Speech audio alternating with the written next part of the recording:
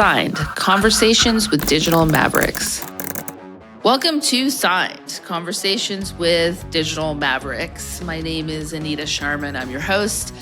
Super excited because this is our recap of season 1. I can't believe we did it. We made it this far. First podcast that I've ever hosted and produced, and it's been an interesting experience for me. I'm used to being behind the camera, so to speak, but I decided that I wanted to be a part-time content creator anyways, although this does feel like a full-time job, but here we are, and I've had a blast. And I'm an entertainment lawyer, and I primarily represent talent in digital media and content creators, and it's an honor, it's a pleasure, and every day my job is incredibly fun. And the whole point of this podcast was I wanted to share that with you guys. I wanted to share with you not only how amazing these creators are, but also their process and what it took to build their business, and, try to do a deep dive podcast, something where, I could have real conversations with these incredible people. And I think we achieved that. I think, season 1, it really pulled back the curtain on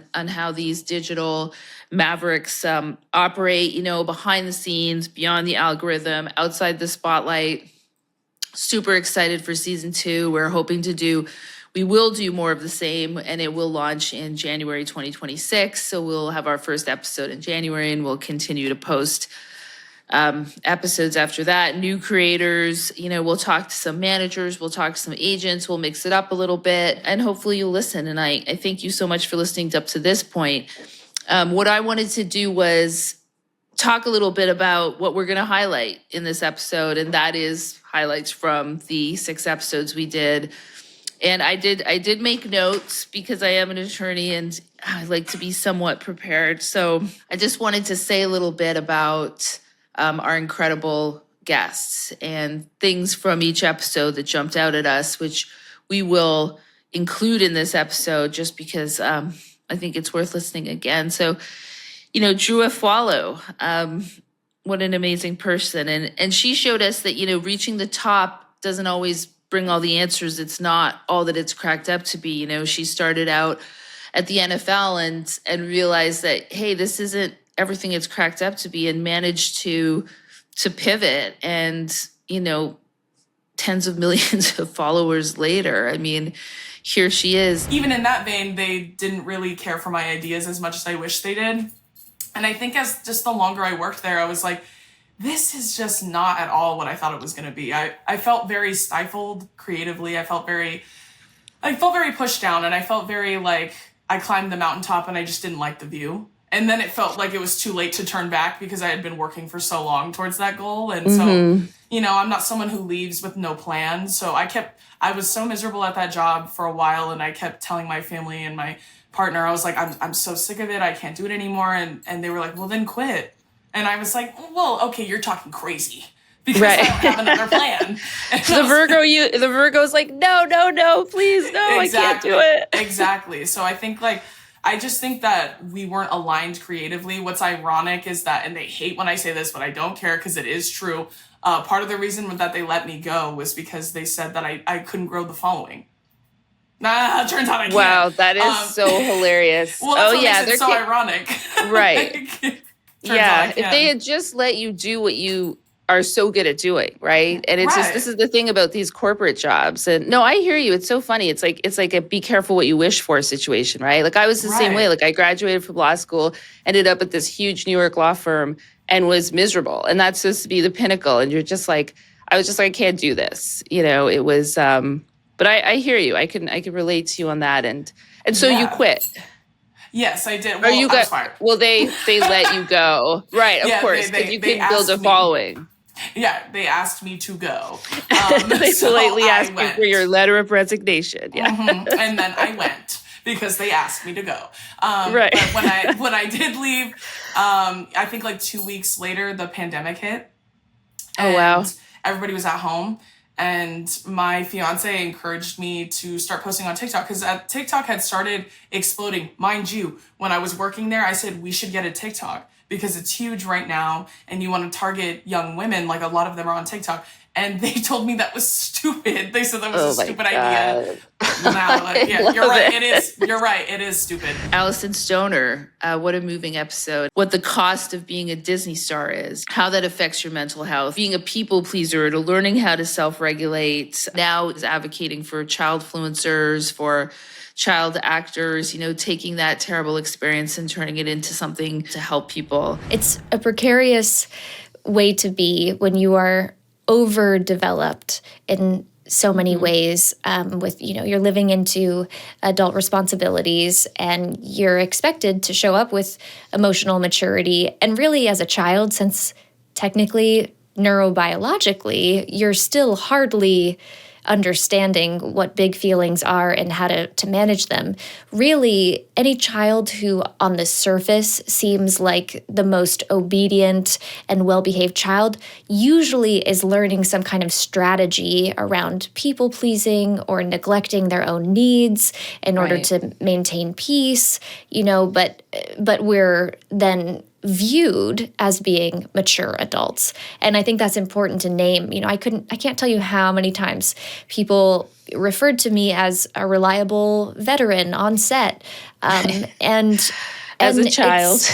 Yes, right. And in many ways, I did often have more work experience than some of the adults on set. However, my stage of development was still so early. And so on the flip side, I lacked some of the normal and expected, dare I say, healthy biological developmental milestones, and some of the simple tasks, like you're mentioning, remembering to brush your teeth, remembering to brush your hair, knowing how to put an outfit together.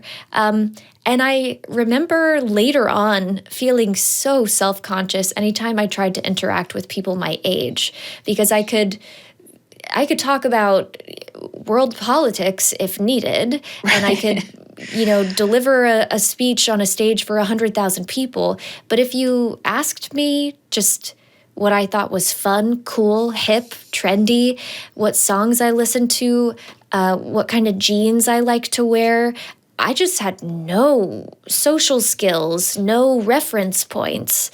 And so I think that's it's a bittersweet way of being able to name the specialness of these once-in-a-lifetime experiences and the simultaneous sacrifice of all the other aspects of my childhood. Shan Boodram took us back to the beginning, her first big video, her early days in LA, the fear, the doubt, and the reminder, you can't connect the dots moving forward. Sometimes you just have to jump in, you just have to do it, you have to take chances, and hers have definitely paid off. I remember your early videos. Like, I remember talking about being like in a non-monogamous relationship and things. Like, I was like, wow, like this woman is so cool. Like, I've never heard anybody talk about this stuff openly. And then Jared, your now husband, would like come on, and you guys you were like the sexiest, coolest couple, talking like so open, and you still are, but talking so openly about this stuff. And I'd never seen anything like it. Oh, that's so beautiful. Yeah. So it was kind of 2000, to answer your question, the first big video I had, I think, was the biggest mistake that women make during sex. And then, of course, I made the biggest mistake that men make, the biggest mistake that puppies make, the biggest mistake that cupcakes make. When you get something that works on YouTube, you're like, let me do this in so many different ways. But in essence, I did a pilot for MTV called Unprotected Text, which was helping. Such a good title. That's a great title. But that was a pilot that I did that I had so much faith in. I'm like, this is going to launch me. This is going to launch my career, all my hopes and dreams, all the saving, all the pain. When I moved to LA, it was definitely a better life because I was on my path and I was able to reinvent myself in so many ways. But I was impoverished, like really just constantly at $0 in my account. I actually was doing a tour with BET called Wrap It Up for HIV awareness. And I had so little money that they didn't pay you, but they covered your travel. Right. I would stress out about getting a car service to pick me up because I had no money to tip. So I would like overcompensate by talking and asking them so many questions. Right. I knew I couldn't tip them in the end. I'm like, let me just make it worth their while. To convince them you're a nice person, yeah. But later on, I learned that the company tips on your behalf. So I was just like, I didn't even need to do all that. Oh, interesting. Okay. It's still good to know. And you didn't have me negotiating your deals, Shan. I didn't for God's have sake. anybody. I would have had a car service for you. Right. I didn't have anybody negotiating my deal. So I just mean to say, like, when this MTV show came, it felt like everything was happening for this. And there's a quote from Steve Jobs that says, you can't connect the dots looking forward, only looking backwards can you see how things have taken shape. So you have to move not based on knowledge, but on blind faith. And you have to have a real belief in something. And I just think that I often made the mistakes of connecting the dots moving forward. I would always do that of like, oh, okay, like if I get this job, then this will happen, then this. And I've already made this huge elaborate shape for my future that when the next dot didn't connect, I'd be completely crumbled and demolished. And I kind of kept doing that. So on this last time where again, I put all of my hopes and dreams and I was going to church and I'm like, God wants me to have this job. And I had an altar, like, this is the reason why this and that. I made everything kind of make sense. And so when it didn't come through, I was like, why am I waiting for somebody else to make my dream come true? I'm just going to go on YouTube and show these people exactly how I envision a show with me starring in it would look. Sid Raz, he talked about surviving unimaginable loss. We had recorded with him prior to his stomach cancer surgery. And so we didn't really get into that process of what happened after, but he spoke about it so openly and touched so many people on the internet by sharing his story in such an open and honest way and vulnerable way. He talked about his process of, curiosity, editing, figuring it out in public, a reminder that every creator starts somewhat messy and unpolished. And he was really throwing spaghetti at the wall to see if it stuck with his content. And I thought that was a really interesting approach. I'd like to start with your first post. What was that? What was it on? My first post ever on the internet? Your first post ever on the internet. Oh my gosh. My first post ever on the internet as a person or as a creator? I guess as a creator. Okay. I think my first post ever was on YouTube in 2007, probably like September or January or something. It might have been like 2008, but it was probably 2007. I had my MacBook, the classic iCam that a lot of us got, and I was watching people like Phil DeFranco and Charles Trippy and the one guy that no one knows but Blunty 3000, which was just this Australian guy out of, I think, the Gold Coast. I'm not exactly sure. Then there was Geriatric 1927. There was all of these first generation YouTubers, right? And I saw all these people making videos and ostensibly getting famous. And I was like, oh, I want to do that. That sounds cool. I feel like being a jellyfish today. I found out that when I was in high school, when I started posting videos, one of the biggest reasons why I liked posting videos is because I like editing, right? So it's so funny because most creators are like, that's the worst part. I know. It's very weird. And literally someone yesterday was like, so you want to build your team more, but you're spending a lot of time on editing, so maybe get an editor. And I was like, but I like doing it. That's the difference between me and most creators. I like doing it. I don't want to do the rest of it. Or maybe there's other. Why is that? What is it about editing? I think I enjoy focusing in on that and seeing it happen. Sort of like when you build something, right? When you build a birdhouse or build a deck or build, whatever. It's like, oh, you're seeing the progress, right? You're seeing the outcome of it. You're seeing it start to finish. And I think I really just enjoy that aspect of it. And I just kind of enjoy moving around the keys and learning little tips. And I don't know, it's really fun. It's just a little puzzle. Michelle Khare, democratization of storytelling. That was her term. And I thought that was incredible because, she really broke down that idea that power used to sit behind gates, and creators are taking it back now by owning their stories and betting on themselves. And I thought that was, there were just such incredible insights. When I was growing up, the perception of making it in Hollywood was all about risk. It was all about move to LA, audition, get lucky. Maybe you'll book something. Maybe you'll be on a pilot. Maybe the pilot will go. And it was all about the power being in someone else's hands. And I really, truly believe in the democratization of storytelling. And I want future generations to feel empowered that if they want to be storytellers too, that they can do so with the support of their own audience.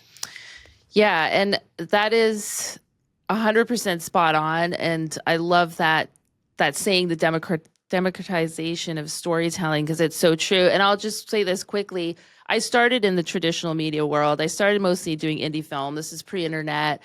And my clients had no leverage, okay? They would toil away for years, get paid $30,000 for some distributor to pick up their film, and never see another cent again. And once I started representing people like you, digital content creators, it was like a light bulb went off in my head. I was like, these guys, there's no more gatekeepers. There's no more bullshit hoops to jump through. If you're creating compelling content, you can post it, you can find an audience. And that was a really exciting moment for me. And that's really how I built my practice. It's really interesting that you would say that, because it's so true. And I was actually in that old world and coming into this new world. And that's why I love representing creators so much. Finally, our last episode of this season was Jon Kung. And, he shared so many amazing moments throughout his life. And the one that really stuck with me was that moment he chose to become a content creator. He chose instinct over security. He turned down your, very traditional attorney job, and was just like, I'm going to cook. I'm going to cook and I'm going to create content. I'm going to follow my dreams. And has he ever? I was the first Chinese pop-up to be in Detroit, and we're in abandoned buildings and warehouses and that's empty so storefronts. Cool. I'd done a couple of underground parties in abandoned, huge abandoned factories. It was. So you did rave / yes, cooking pop-up? Yeah. Fried chicken and satay at the rave. Nice. Yeah, we out there. And it was amazing. For a person in their 20s experiencing a side of life like that they'd never even thought, and then mixing that with the gratification of service, that I just happened to fall in love with doing all that. I was hooked. I was addicted to making people feel good through my food and seeing their immediate reactions, and then experimenting and getting better at cooking. I did get my law degree, and nice. I did.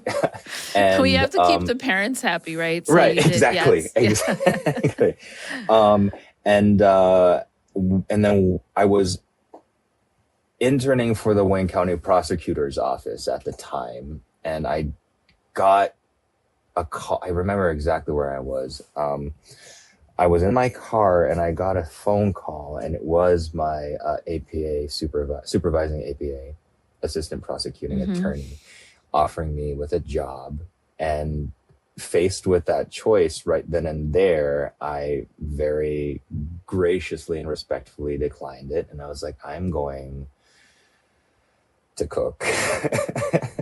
These 6 episodes, I hope, have taught you as much as they have taught me. And it's just been an incredible honor and privilege to be able to sit down and speak with these creators. And, I thank you again for listening. Please tune in for season 2, launching January 2026. I'm incredibly excited and looking forward to, the future of Signed, the podcast, Conversations with Digital Mavericks. Take care. Signed, Conversations with Digital Mavericks on Spotify, YouTube, and wherever you stream your podcasts. This episode was produced by myself and Phoebe Dunn. Edited by Carmine Mattia. Social media strategy, Maureen Lauren Sedlak. And signed theme music by Carmine Mattia.